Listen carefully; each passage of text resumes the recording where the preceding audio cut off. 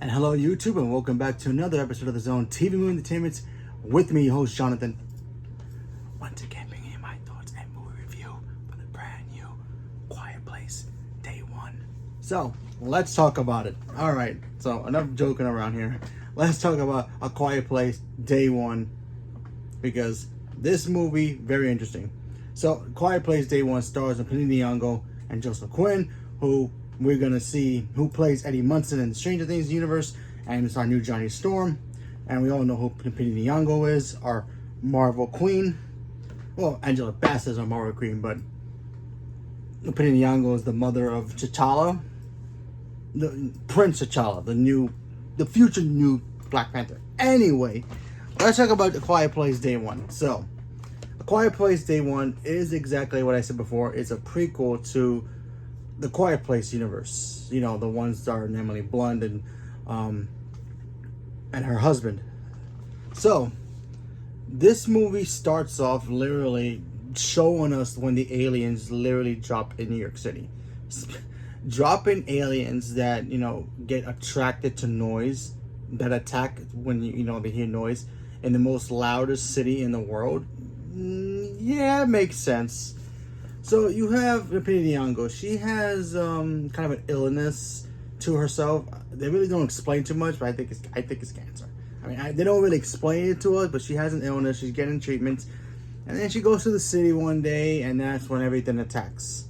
She meets Joseph Quinn, and the two of them literally need to survive the invasion. Now we've seen this in the trailer. We've seen all pretty much the movie kind of spoils the whole movie throughout the trailer, but there's some things in here that they did a lot. I really like what they did here. They showed us the monsters. Now I know in the other two movies, they gave us glimpses of the monsters, but not really got to see what these things are and exactly what they look like or what exactly are what do they do.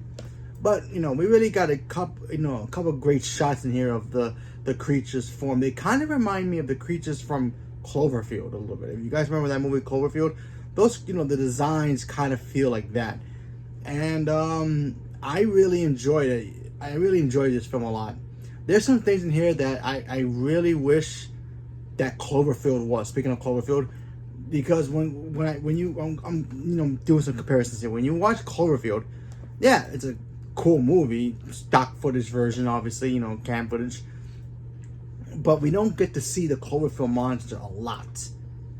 In this movie, in Quiet Place Day One, we see the monsters a lot. And there's some shots we don't see them, but we know they're there. We've seen them. We see them come out. We see them do what they do, and it's actually kind of cool. But I really wish other movies would have the other movies would have kind of been like that too. The second one kind of gave it to us a little bit more, but we didn't really get to see a lot of them, not as much as in here. So I really appreciated that. And I like the first Quiet Place. I think the first Quiet Place is brilliant. The second one I like as well, but there's some moments in that movie I don't like, especially the young kid. He kind of annoyed me. Not the baby, but the younger brother. He annoyed me. He was just too much. He was just too much in that movie, but he just pissed me off so much. Anyway, so let's talk about the stuff here that did not work for me in this movie, because there's a couple. Not too much, but there's a couple. Obviously, us as the audience watching this film, we know that you can't talk. You have to be quiet talking. So we know that stuff. As us, the audience, and we know that the people in that universe are starting to understand, hey, you have to be quiet. There's a shot in the trailer, Djimon Hounsou, I probably butchered his name, I apologize. Dude pops up and everything. I love that dude. He's great. Him say, hey, quiet. We do see him again in Quiet Place Day 2, Part 2. So we know he's there. This is basically the origin of how he gets, involved with the movie. So we as the audience, we know they're supposed to be quiet. We know the creatures don't like to be near water. My big problem with this film was the fact that as us, the audience, I really wish it would have gave this movie some subtitles.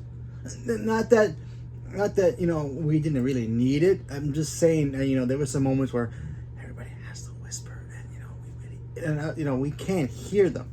But if they had subtitles for us, only the us for the audience to read it, so we can understand them better. Because yes, they didn't start doing the sign language until later throughout the other movies, so that that makes sense.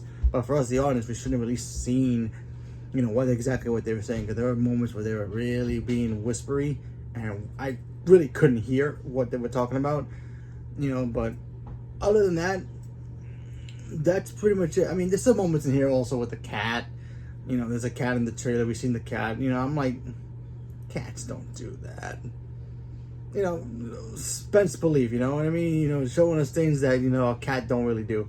But whatever. Other than that, this movie's fine. I like the ending of the film as well. Joseph Quinn was great. Lupita Nyong'o as a goddess. Also, she's perfect in anything she does. She's just amazing in this movie. So, yeah.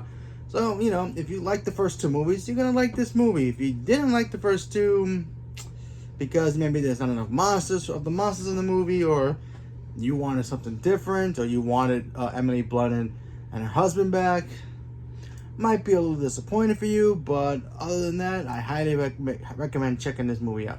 Good fun, good time, and yeah, I'm very excited to see what a real third movie would be about, if we ever get one. Who knows? But we have to wait and see. So leave me a comment below. Let me know. Stay tuned for more. Thank you very much.